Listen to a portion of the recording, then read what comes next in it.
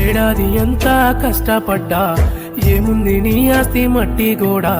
ఉన్నవన్నీ అమ్ముకొని వ్యవసాయం సాగు చేసినావో